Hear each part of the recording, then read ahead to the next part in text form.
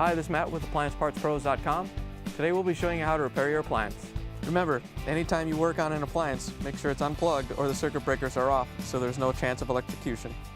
In this video, we're going to show you how to change out the Maytag Dishwasher Rinse Aid Cap. It's going to be a very easy repair. It should only take a few minutes to show you how to do it. If you already have one of these, great. If not, you can click on the link below or get it at AppliancePartsPros.com. When you open up the package, you're going to get the new Rinse Aid Cap. The Rinse Aid Cap goes on the dispenser in the dishwasher. The main reason you'll be changing it out is if it's lost or damaged and your rinse aid is leaking out. In order to get to the part, we have to open up the dishwasher door. Now that we have the door open, we have access to the dispenser assembly. The Rinse Aid Cap is right here on it. We're just going to turn it counterclockwise from lock to refill. Then we can lift it off and pull it out of the dispenser. Here's the old Rinse Aid Cap next to the new one. If you already have one of these, great. If not, you can get it at AppliancePartsPros.com. To put the new Rinse Aid Cap in, all you have to do is set it in place so it lines up with the refill. Then you can turn it clockwise to lock it in place.